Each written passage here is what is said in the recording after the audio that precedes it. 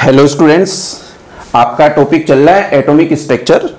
इसमें पिछले वाले वीडियो तक आपने बोर्स एटॉमिक मॉडल में हाइड्रोजन स्पेक्ट्रम के एविडेंस तक कंप्लीट कर लिया है।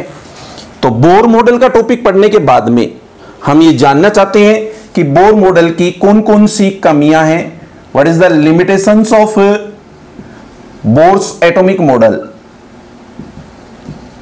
आज का अपना टॉपिक स्टार्ट हो गया है limitations, drawback of Bohr's atomic model.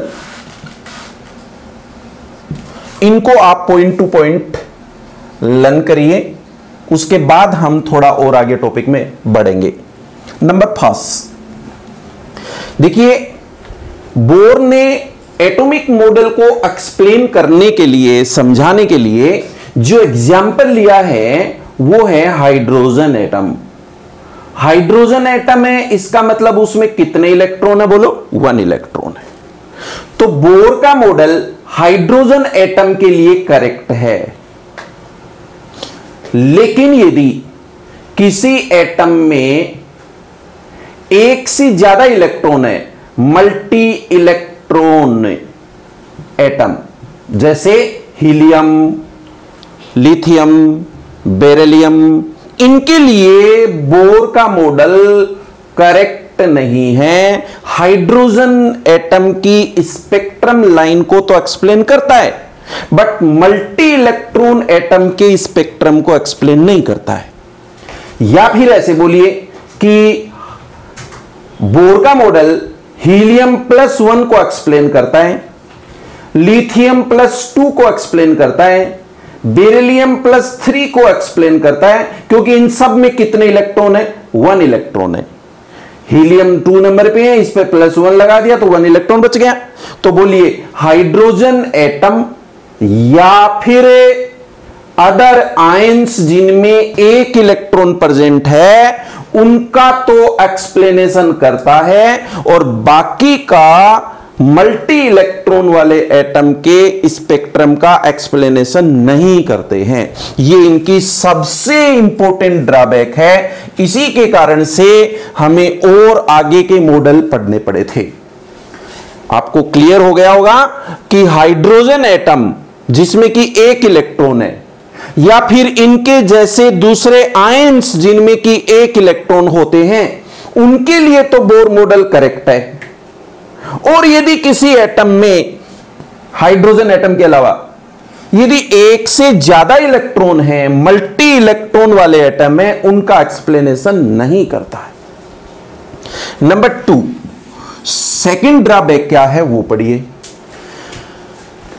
जब हाइड्रोजन एटम का स्पेक्ट्रम बना तो वो हाइड्रोजन एटम का स्पेक्ट्रम जैसे इस टाइप का है, ये इनका ये लीनियर स्पेक्ट्रम बोला गया, लाइन स्पेक्ट्रम नेम दिया गया है। स्टूडेंट्स, जब इस लाइन स्पेक्ट्रम को, ये वाला जो लाइन स्पेक्ट्रम है, इसको हम किसी high resolving instrument means spectroscope से रीड करते हैं, इस लाइन स्पेक्ट्रम को बहुत गहनता से जब अपन जांच करते हैं, हाईली डेप्थ में जब अपन पढ़ते हैं, तो ये स्पेक्ट्रम ऐसे मैनी लाइंस में स्प्लिट होता हुआ दिखता है। ऐसे है ये स्पेक्ट्रम, जिससे हम ये समझते हैं कि ये लाइन स्पेक्ट्रम में और बाकी लाइंस में भी मैचेबल होता है। बोर का ये मॉडल इसका रीजन एक्सप्लेन नहीं कर पाता है। बोर के अकॉर्डिंग तो एक लाइन बनती है, हाइड्रोजन में 1 इलेक्ट्रॉन है, इसलिए हायर एनर्जी लेवल से जब लोअर एनर्जी लेवल में इलेक्ट्रॉन जंप करेगा तब बनने वाली लाइन स्पेक्ट्रम है, बट उसमें भी हमें ये छोटे छोटे लाइंस का एक ग्रुप सा दिखता है जब अपन उसकी डेप्थ स्टडी करते हैं। तब इसका रीजन क्लियर नहीं हो पाया है। It does not explain the line spectrum which is read through spectroscope. Next number 3, जब हम इनके स्पेक्ट्रम को, ये जो स्पेक्ट्रम बना है, इस स्पेक्ट्रम को यदि हम मैग्नेटिक फील्ड में एंटर करवाते हैं, हाइड्रोजन के स्पेक्ट्रम को जब हम मैग्नेटिक फील्ड में एंटर करवाते हैं, तो ये स्पेक्ट्रम ऐसे बहुत सी लाइंस में स्प्लिट हो जाता है, स्प्लिटिंग इन मैनी लाइंस। देखो दोबारा सुनो कि हाइड्रोजन स्पेक्ट्रम की जो लाइन थी उसको जब मैग्नेटिक फील्ड में एंटर करवाया गया तो ऐसे बहुत सी लाइंस बन जाती हैं। ऐसा जीमान इफेक्ट बोला जाता है। इसका एक्सप्लेनेशन बोर के पास नहीं है, तो आप बोलिए it could not explain Zeeman effect.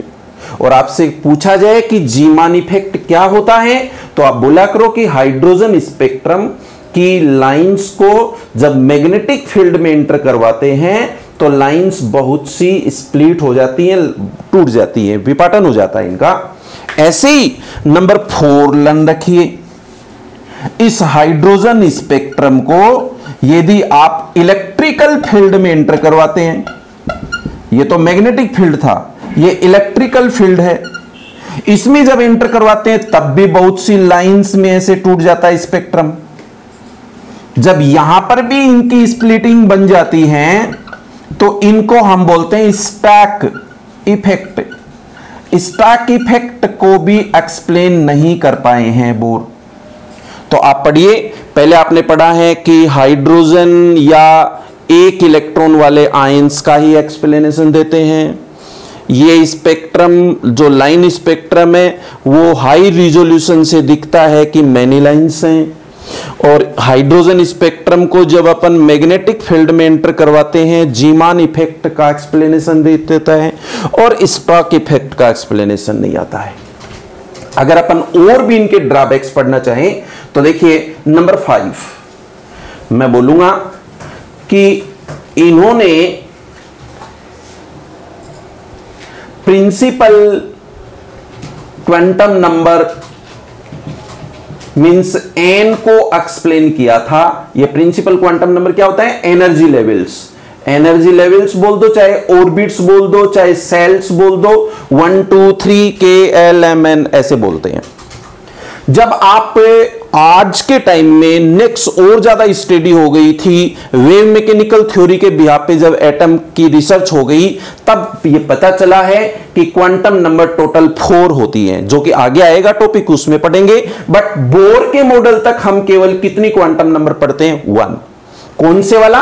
Principal quantum number का तो एक्सप्लेनेशन आ रहा है, बट अदर जो क्वांटम नंबर हैं उनको एक्सप्लेन नहीं किया गया है। एक पॉइंट और लन रखिए इनके ड्रॉबैक में।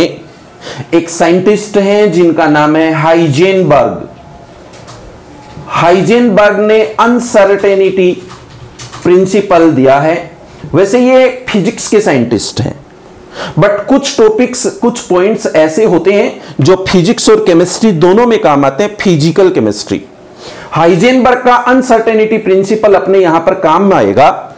इन्होंने जो रूल यहां पर दिया है, जो कि अपन अगले लेक्चर में पढ़ेंगे, हाइजेनबर्ग के अनसर्टेनिटी प्रिंसिपल को फॉलो नहीं करते हैं बोर।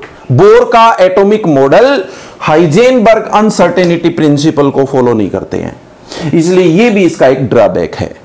मैं समझता हूं कि आपको बोर्स एटॉमिक मॉडल में लिमिटेशंस का टॉपिक प्रिपेयर हो गया होगा। इसके जस्ट आगे अपन स्टार्ट कर रहे हैं बोर मॉडल के जस्ट बाद में ये वाला टॉपिक बनता है Sommerfeld. Sommerfeld's extension of Bohr's model.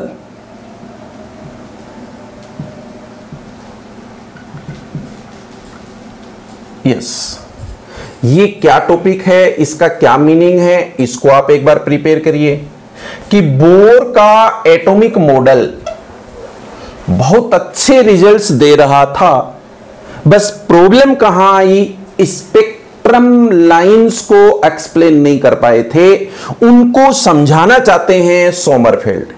Sommerfeld bore वाले एटॉमिक मॉडल का ही एक्सटेंशन देना चाहते हैं, इसी का विस्तार और आगे ले जाना चाहते हैं। तो अपन पढ़ना चाहते हैं कि सोमरफेल्ड ने बोर वाले मॉडल में क्या इंप्रूवमेंट किया, उसको किस प्रकार से और आगे समझाया, उसके अंदर कोई ड्रॉबैक था तो उसको कैसे उसने दूर करने का प्रयास किया था। इसके लिए सुनिए आप लोग, ये एक अलग ही टाइप का टॉपिक आएगा। सोमरफेल्ड का ये मानना है कि जो इलेक्ट्रॉन्स ऑर्बिट में ऐसे मूवमेंट करते हैं, वो ऑर्बिट केवल सर्कुलर ऑर्बिट ही नहीं होती, इनके साथ साथ में इलिप्टिकल ऑर्बिट्स भी होती हैं।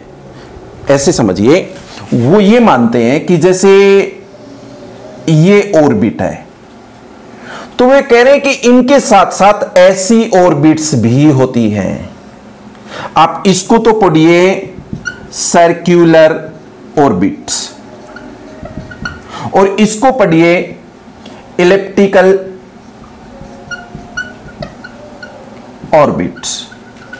आप दोनों में देखो एक डिफरेंस देखेंगे। सोमरफेल्ड का मानना है कि बोर्स ने तो केवल कौन सी ऑर्बिट बताई है, सर्कुलर ऑर्बिट्स। सोमरफेल्ड यहां पर क्या चेंज करना चाह रहे हैं कि इस ऑर्बिट के साथ साथ एलिप्टिकल ऑर्बिट होती है, उस एलिप्टिकल ऑर्बिट में जो न्यूक्लियस है उसकी चारों तरफ देखो ये इलेक्ट्रॉन मूवमेंट करते हैं, इसमें भी ये इलेक्ट्रॉन हैं मूवमेंट कर रहे हैं। तो यहां इन दोनों ऑर्बिट्स में डिफरेंस क्या है वो पढ़िए। डिफरेंस ये है कि यहां पर ये जो इलेक्ट्रॉन और न्यूक्लियस के बीच की डिस्टेंस है यानी आर, वो चेंज नहीं होगी। जब ये इलेक्ट्रॉन आगे आएगा मूवमेंट करके तब भी आर सेम रहेगा। तो मैं बोल देता हूं कि यहां रेडियस चेंज नहीं होती, नो चेंज इन रेडियस। जबकि उस साइड में आप बोलिए कि जब इलेक्ट्रॉन थोड़ा मूवमेंट करता है तो R1 और R2 की वैल्यू सेम नहीं है। पहले न्यूक्लियस और इलेक्ट्रॉन के बीच की डिस्टेंस ज्यादा थी, अब वो डिस्टेंस कम हो गई है। इट मींस रेडियस क्या हो गई है, बोलिए चेंज। आप फिर आइए, ये देखिए इलेक्ट्रॉन पहले यहां है, उसके बाद इलेक्ट्रॉन यहां आ गया, तो कहो कि रोटेशन एंगल क्या हो गया है, चेंज हो गया है। जबकि यहां पर भी हम बोलेंगे कि रोटेशन एंगल क्या हो गया है, चेंज। तो आप ऐसे कह दिया करो कि सर्कुलर ऑर्बिट में रोटेशन एंगल तो चेंज होता है बट रेडियस चेंज नहीं होती, और एलिप्टिकल ऑर्बिट में जब इलेक्ट्रॉन मूव करता है तब उसका रोटेशन एंगल और रेडियस दोनों चेंज होती है। तब आपका रिजल्ट ये निकल करके आया कि जब रोटेशन एंगल तो चेंज होता है और उसकी रेडियस चेंज नहीं होती, that means the MBR value, angular momentum of electron is equals to NH/2π का फॉर्मूला लगेगा। ये वाला फॉर्मूला कब लगता है, जब इलेक्ट्रॉन सर्कुलर ऑर्बिट में मूवमेंट कर रहा है। सोमरफेल्ड कहते हैं कि एलिप्टिकल ऑर्बिट के लिए यह फॉर्मूला करेक्ट नहीं बनता है। क्यों नहीं बनता है, क्योंकि वहां रेडियस क्या हो जाती है, चेंज हो रही है। उनका एक कहना है कि एंगुलर मोमेंटम दो कंपोनेंट पर डिपेंड करता है, दोनों कंपोनेंट के फैक्टर का सम होता है। ये वो क्या क्या है मैं नोट कर रहा हूं। पहला तो है रेडियल कंपोनेंट और दूसरा है एजीम्यूथल कंपोनेंट। आप रेडियल कंपोनेंट को तो नोट किया करेंगे, जहां NH/2 है उसको अपन लिखेंगे NRH/2। ये NR क्या है? रेडियल कंपोनेंट है, रेडियल क्वांटम नंबर है। और एजीमुथल को आप नोट करेंगे KH/2। इट मींस हम ये कहना चाहते हैं कि जहां आप सर्कुलर ऑर्बिट में स्मॉल n बोल रहे थे, मीन से इसको अपन बोलते हैं प्रिंसिपल क्वांटम नंबर, उसको अब आप NR प्लस K के फॉर्म में नोट करें और कहें कि प्रिंसिपल क्वांटम नंबर के साथ साथ एक तो रेडियल क्वांटम नंबर और एक एजीम्यूथल क्वांटम नंबर भी होती है। इनसे हम इलेक्ट्रॉन के मूविंग में एंगुलर मोमेंटम को एक्सप्लेन करना चाहते हैं, जिसको आप ये भी बोलेंगे कि ये जो एलिप्टिकल ऑर्बिट्स होती हैं, इनकी साइज, इनका आकार डिपेंड करता है इन दोनों क्वांटम नंबर के रेशियो पर। वो कैसे डिपेंड करता है, इसके लिए आपको फॉर्मूला याद रखना है NR/K, जहां आप K की जो वैल्यू है वो हमेशा कितनी लन रखेंगे? 1 2 3 4 5 एंड n तक। इस टाइप से इनकी वैल्यूज होती है। तो आप K की वैल्यू को चेंज कर करके इन दोनों का रेशियो कैलकुलेट करेंगे और वो जो रेशियो आएगा उस पर पता चलेगा अपने को कि यहां एलिप्टिकल ऑर्बिट है या सर्कुलर ऑर्बिट है। जैसे एग्जांपल देकर के बताऊंगा मैं, इसको एक बार दोबारा से रिपीट कर दूं मैं, जो टॉपिक यहां बना है इसको। सपोज ये एग्जांपल है अपने पास में, मैंने यहां से एक एग्जांपल लिया, इन दोनों का रेशियो अपन कैसे कैलकुलेट कर सकते हैं, प्लीज पढ़िए। कि सपोज अपने पास n = 3 है, तो n = 3 है, तब अपन इसकी वैल्यू का रेशियो कैसे कैलकुलेट करेंगे? k की वैल्यू तो अपन कहां से लेते हैं? 1 2 3 ऐसे लेते हैं। तो मैं n = 3 के लिए इनका रेशियो निकालूं तो बोलिए 3/3 एंड 2/3 एंड 1/3। ये मीनिंग कैसे निकला? ये इसलिए निकला कि अपने पास NR/K है, जिसमें K की वैल्यू तो क्या हो गई है? 3 3 3 और NR की वैल्यू 3 2 1 ऐसे। तो आंसर क्या आया? देखो 1 2/3 एंड 1/3। जहां आंसर 1 आ जाता है उसको तो बोला करो सर्कुलर ऑर्बिट है ये। उसके बाद में इसका आंसर देखिए डेसिमल में आ रहा है या फ्रैक्शनल आ रहा है, तो उनको बोला करो, बोलिए एलिप्टिकल ऑर्बिट, एलिप्टिकल ऑर्बिट। दोबारा से पढ़ते हैं एक बार, देखिए मैंने लिखा n = 4, n = 4, तो n = 4 का आंसर कैसे लिखा जाएगा? 4/4 3/4 2/4 1/4। ये हाईएस्ट वैल्यू है, ये थोड़ी कम है, ये और कम है, ये बहुत कम है। तो जितनी कम वैल्यू आएगी रेशियो की, उतना ही ज्यादा एलिप्टिकल होगा। तो देखो ये तो कितना आंसर आया? 1 आंसर आता है, तब तो हम स्ट्रक्चर बनाते हैं ये। तो ये तो है 4/4। अब क्या आ गए हैं? 4/3। तो 4/3 में साइज कैसी हो गई है? थोड़ी एलिप्टिकल हो गई है। ये 4/3 है, सॉरी 3/4 है। अब उसके बाद में क्या है? 2/4। तो ये और ज्यादा एलिप्टिकल हो गया है, ये और ज्यादा एलिप्टिकल हो गया है। और जितनी कम वैल्यू आएगी उतना ही ज्यादा एलिप्टिकल होगा। इसलिए आपको एक ऑर्बिट तो कौन सी बनानी होती है? सर्कुलर। और बाकी जितनी वैल्यूज आती हैं वो कैसी बनेंगी? एलिप्टिकल।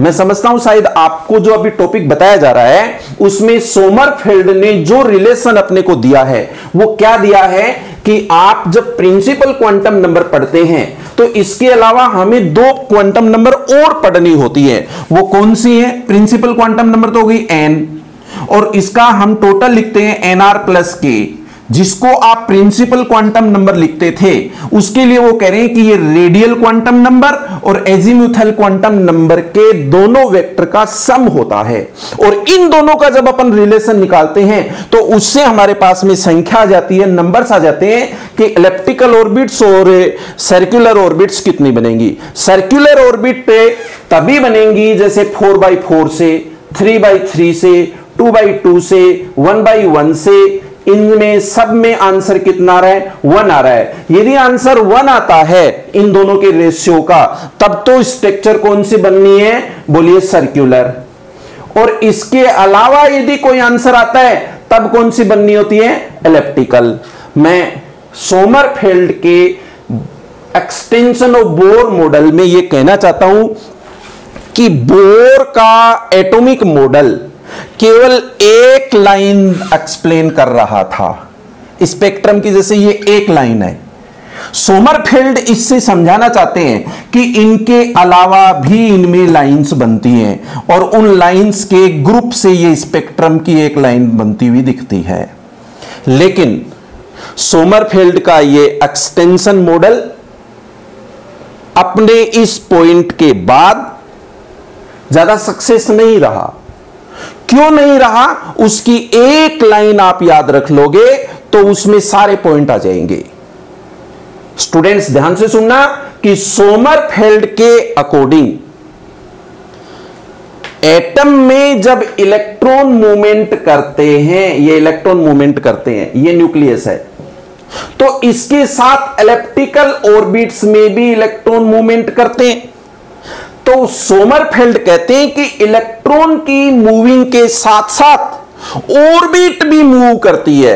यह गलत हो गया, यह मिस्टेक हो गई। अगर ऑर्बिट मूवमेंट करेगी तो यहां स्पेक्ट्रम लाइंस का तो हो सकता है एक्सप्लेनेशन आ जाए, बट अदर जितने भी पॉइंट्स मॉडल के लिए बनते हैं उनमें कोई एक्सप्लेनेशन इनका नहीं आता है। इसलिए सोमरफेल्ड के मॉडल का यह ड्रॉबैक है। मैं समझता हूं शायद बोर मॉडल में आपने एक्सटेंशन जो सोमरफेल्ड के द्वारा दिया है वो क्लियर हो गया होगा। इसके जस्ट आगे वाला जो वीडियो बनेगा उसमें हम अब डी ब्रोगली, हाइजेन और वेव मैकेनिक्स के द्वारा एटम का एक्सप्लेनेशन पढ़ेंगे। और यह भी ध्यान रखना कि जैसे ये टॉपिक पूरा हो जाता है, इस लेसन का जो लास्ट वीडियो होगा वो देखना नहीं भूलें आप, क्योंकि उस वीडियो में इस लेसन से रिलेटेड सभी प्रकार के न्यूमेरिकल्स और प्रॉब्लम सॉल्विंग आपको उसमें मिलेंगी। मैं इसलिए बताना चाहता हूं कि हो सकता है जब टॉपिक पढ़ते हैं तब कहीं बीच में कोई ऐसा कंफ्यूज आ जाए, तो लास्ट जो वीडियो होगा उसके अंदर सभी प्रकार के न्यूमेरिकल्स आपको उसमें मिल जाएंगे। Best of luck students, be positive, be happy.